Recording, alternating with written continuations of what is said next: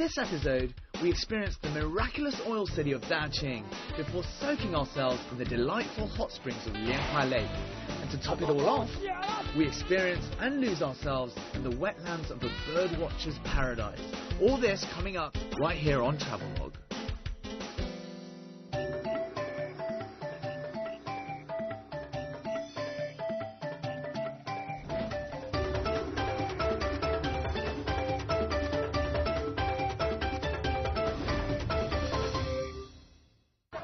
Hi, I've literally just landed at DAQING Airport, and in today's episode we have got a ton of awesome stuff to get through.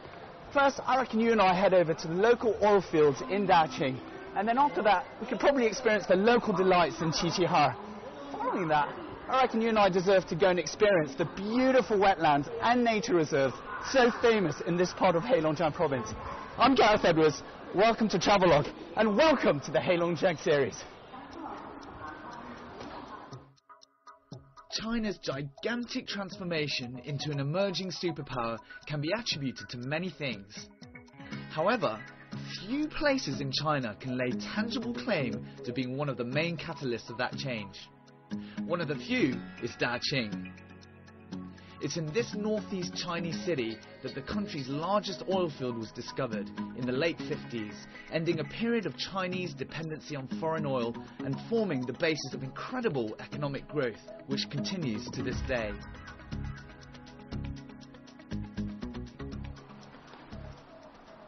Where there's oil, there's money, and where there's money, there's luxury hotels. So if you're not on a shoestring budget, I think you can have a pretty luxurious time here in DAQING.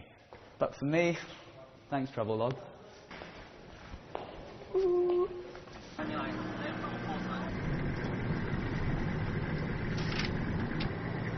Well, there's another one.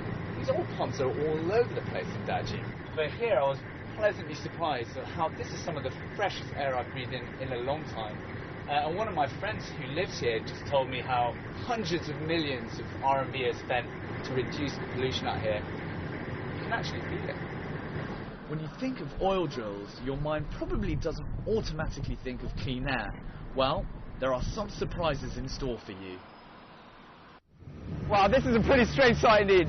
To my left, you've got the city, you've got the cars and traffic, right? And right to my right, you've got a proper massive oil pump.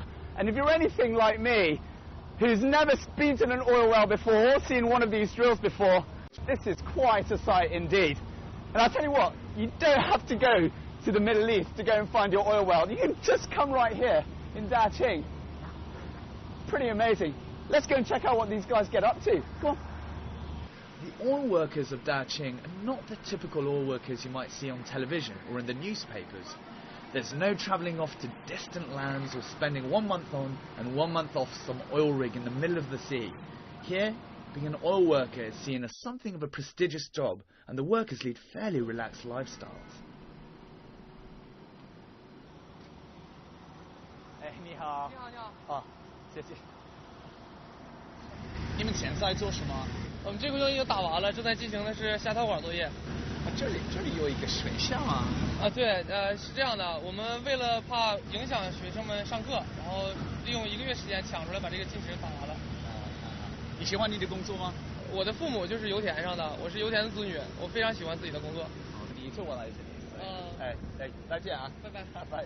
Now, what I find absolutely mind-boggling is that right there you've got a school, and over there you've got a residential complex, and to my left you've got streets with cars going by, and smack bang right in the middle of this you've got this huge drill, the newest drill in DAQING.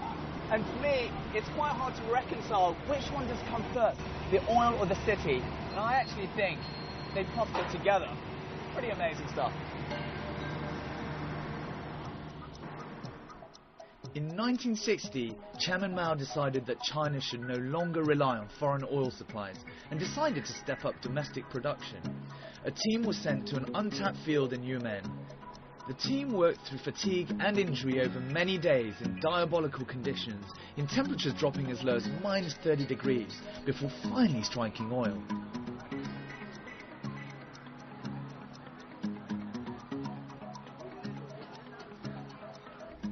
There is a person in DAQING who is famous and important to the Chinese people and also to the Chinese oil industry. And this building was built in memory of him. 53 years ago, the first oil field was discovered in DAQING. And 20 years later, DAQING was created literally from scratch. And if you think about it, it's literally because of Wang Jingxi and his merry group of hard-working men behind him that the Chinese oil industry was created. And they were also the first people to settle in this great city and make DAQING what it is today. Pretty awesome.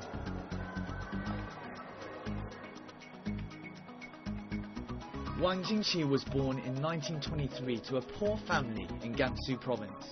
He worked as a shepherd and a coal carrier before starting work in the Yumen oil field in 1938 at the age of just 15 years old.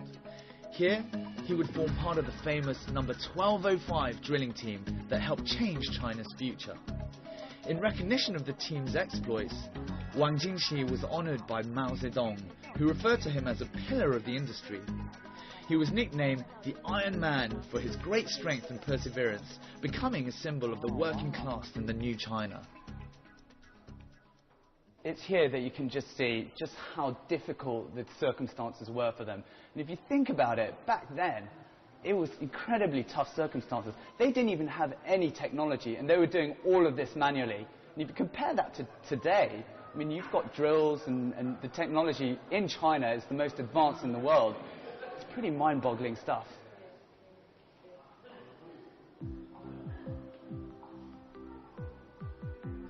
To some, it's simply the DAQING Oil Museum. To others, the DAQING Oilfield Science and Technology Museum. But whatever you choose to call it, make sure you head over to this vast exhibition area because it's the largest science and technology museum in the whole of China.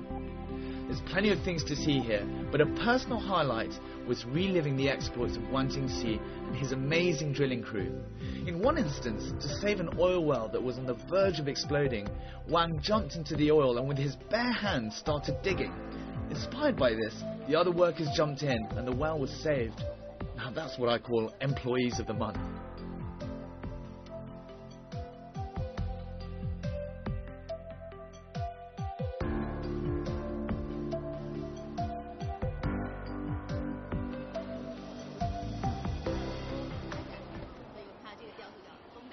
You are DAQING 本地人吗？对，我就是大庆本地人，而且我的爸爸、我的爷爷都是大庆的石油工人。你觉得以前的DAQING或者现在的DAQING有什么区别？首先就是在油田开发的技术上，我的爷爷他们原来好多工作都是靠人力来完成，而现在都是全部机械化了。另外一个最大的区别就是原来的大庆是一片荒原，而现在是高楼林立，非常漂亮的一座城市。所以呢，我作为大庆的油田的一名石油人呢，也非常骄傲和自豪的。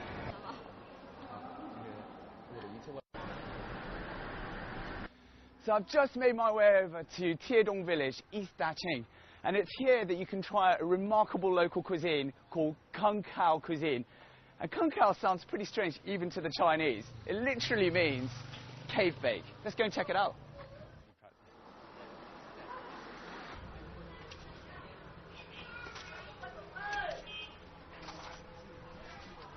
Wow. So as you can see, what you've got here is a stove that is quite literally made out of stone. And what they do is they'll heat up underneath and then put out the flames, and the heat is still strong enough, and then at that point you just put in all the ingredients. So you've got a bit of potato that they bake, a bit of chicken, anything you can think of, duck, anything at all. And then after that, put the lid over, and bingo, just wait for it to all be finished and done. I'm looking forward to this delicious food. Kung Kao, or cave bake, is a cuisine that originated in Dongbei, the northeast of China. Before oil was discovered in DAQING, the poor rural villagers noticed that they could use the smouldering remains of a fire to bake food. And having no modern way to cook, Kung Kao became a useful way to eat and keep warm during the freezing cold winters. Nowadays, Kung Kao is still popular, especially for those that are keen to have a change from the oily food that is typical of the region. I can't believe this is actually baked. Everything is baked here. This is a good part, basically. Let's try this out.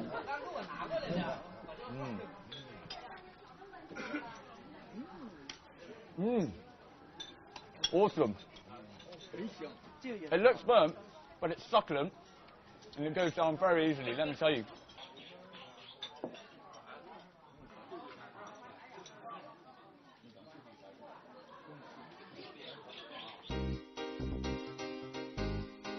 As I make my way over to DAQING, I come across a horse racing track which is owned by one of the locals.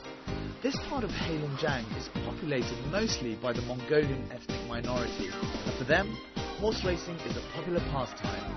Keen to try out my luck, I head over to place my bets.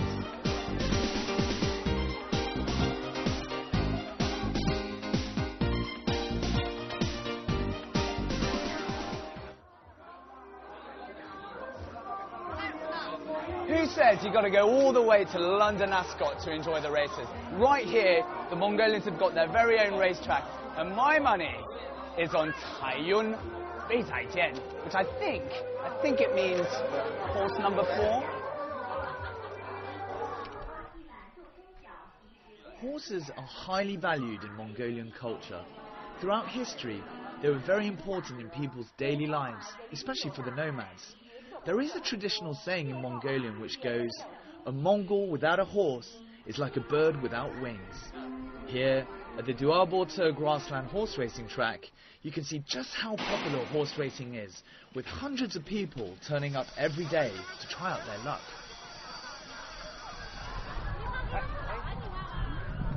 Come on, time! Number 4! Come on!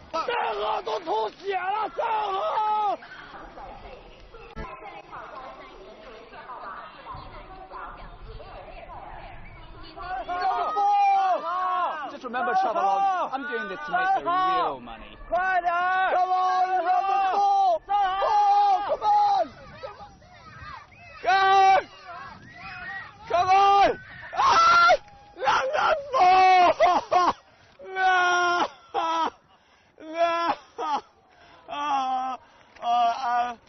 What about my earlier comment, boss? Do I get to keep my job? After losing much of my admittedly paltry fortune on horse number 4, which ironically is the last horse that any Chinese person would ever bet on, given that 4 in Mandarin phonetically sounds like the word death, I decide to head to Lianhua Lake in the hope of raising my spirits. Right, I've just been ordered to literally take my clothes off, or not take my clothes off, jump in with my clothes and go on a ride with one of these very safe-looking kind of water skis, kind of jet ski things. So I've got to do what my boss tells me to do. See you later.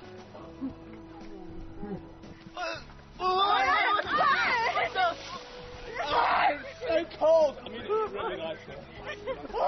Well, I wasn't actually supposed to jump in with all my clothes on, but the water's fresh and I'm waterproof anyway.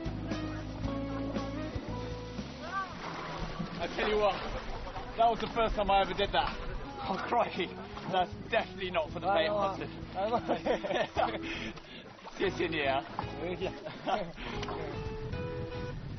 For you action fans out there, you won't be disappointed.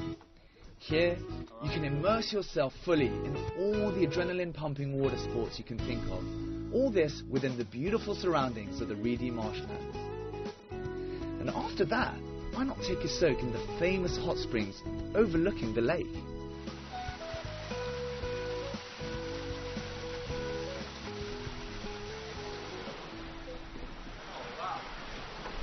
Spectacular view.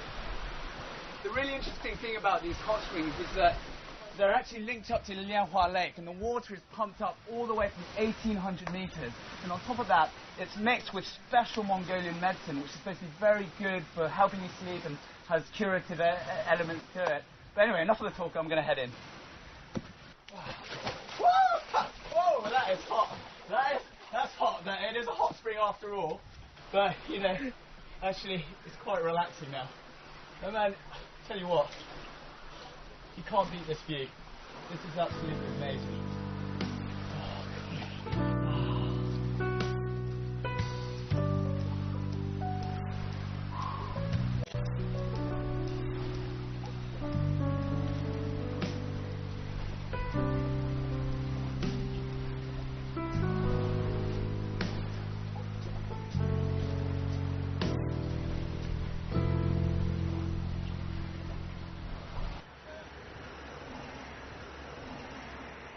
So I've made it to QIQIHAER, and I'm currently standing on Nanjiang Bridge. And right beneath us, flowing through, is the second largest river in Heilongjiang province, the Nanjiang River. And right here, this entire area has a history of dating as long as 300 years, and 285 of which, QIQIHAER was very much the capital of Heilongjiang province. How about you and I go and check out what this city's all about, and who we can meet, and what we can do. Nestled on the middle and lower reaches of the Nanjiang River as it crosses the Songyang Plain is the second largest city in Heilongjiang, QIQIHAER, which for 285 years was the provincial capital. With a history that has largely been defined by borderland skirmishes and foreign invaders, QIQIHAER became a strategic military garrison that was crucial to maintaining control over Heilongjiang. This place, back when QIQIHAER was still the capital city of Heilongjiang province, the military governors used to have their headquarters here and used to rule the rest of Heilongjiang. And in 1954, they pretty much all moved out, and it's all empty now, but it looks like they've kept it pretty well kept.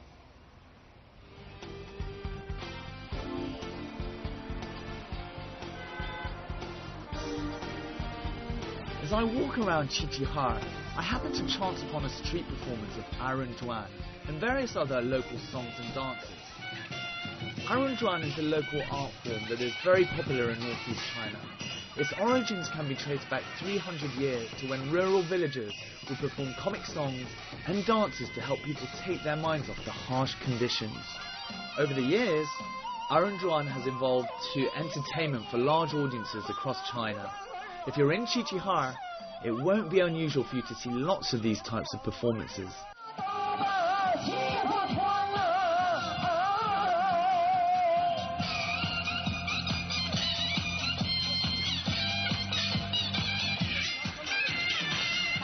From dance culture to food culture, and here in Heilongjiang there's no sign of Atkins diets, Dukan diets or any other form of diet.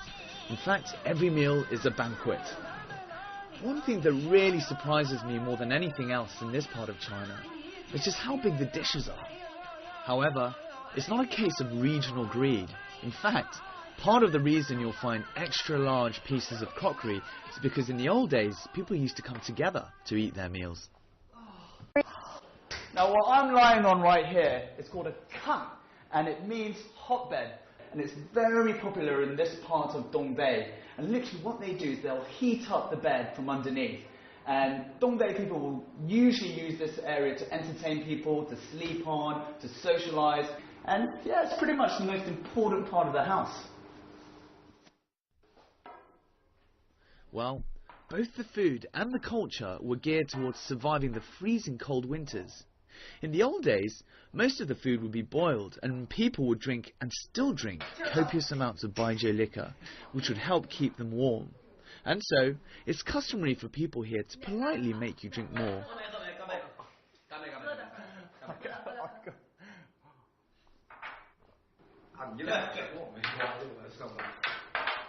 Alright, as you can see, this is typical Dongbei dishes. And these guys don't do things in half measures. I mean, literally the size of these are twice the size that I've seen anywhere else. So here you've got a bit of sweet potato. Here, I think this is called DAQING, which literally means great harvest. And they just put a lot of vegetables in and all that. And there you've got a bit of tofu. Here's some sweet cornbread, I think. And this here is some of the local produce that they have, and it's literally much stronger than vodka. It's about anything between 40% right up to 70%. So for you kids out there, you know, be careful of this stuff, especially if you're in QIQIHAER.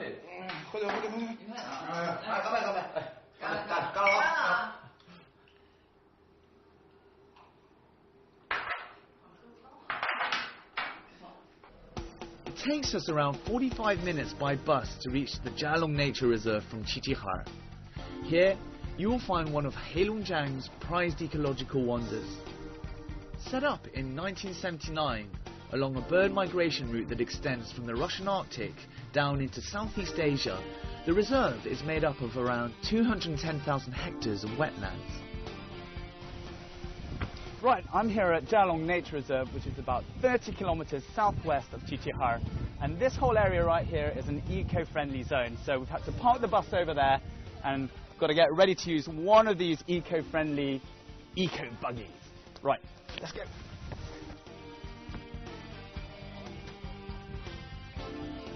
You birdwatchers out there are going to love this place.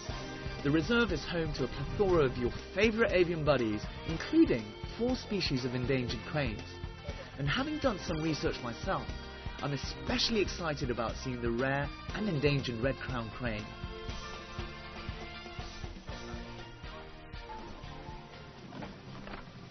And this is the part where all the people can congregate, and it's the bird observing zone. And here you can see all 260 different species of birds. It's pretty exciting. I'm really looking forward to seeing the red crane bird.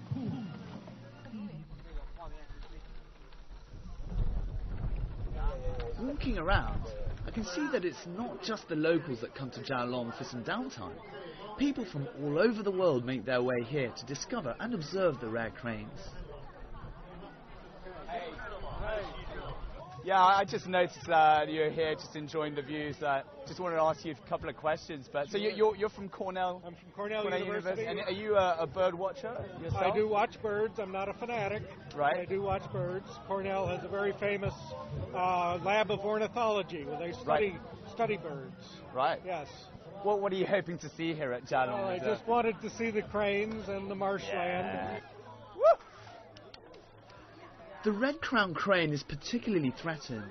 There are only about 2,400 left in the world, with roughly half of them living in northeastern China. As I walk around the peaceful surroundings of the marshlands, I am mindful of keeping a close eye on the time. After all, one can only see the red-crowned cranes 3 times a day, and it'd be a real shame not to catch a few snaps of them.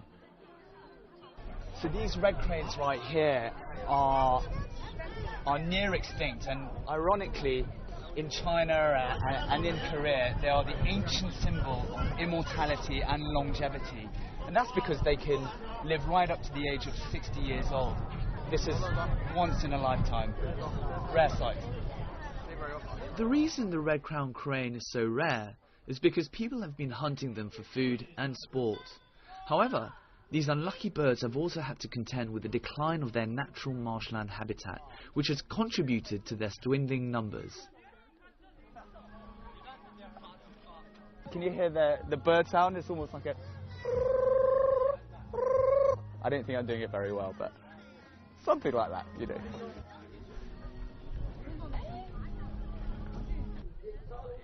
Luckily, in the reserve, there are rangers to protect and help grow the crane population.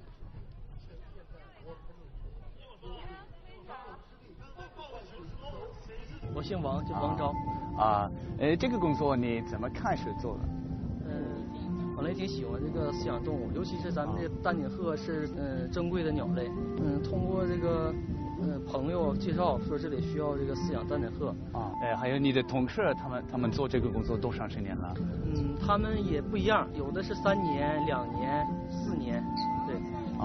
这个平时是可以玩一玩了。对，当然。那个鹤很聪明，它饿的时候就是叫找我们。 完了，你喂它食，它围着你身边。对，平时跟我们在一起，它就是没有攻击性。如果生人在一起，它会攻击性。It's not just cranes that you can observe at the reserve. Here, there are more than 260 bird species for you to take a look at. Fancy a turn at bird spotting whilst cruising amongst the reedy marshlands? So we're just going to get on this boat here that would allow us to get a closer view at the local wildlife. Let's get on. Although the Jialong Nature Reserve is China's largest reedy wetland, this type of landscape can be found in many places around the northeast. In fact, a couple of hours prior to coming here, we also witnessed the wetlands surrounding DAQING.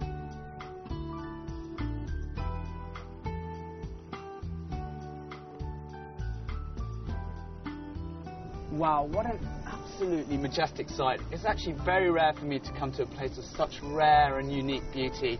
And unfortunately, we're running towards the end of our episode. DAQING and QIQIHAER were both very different places, but for me, the Jialong Nature Reserve really was a true highlight.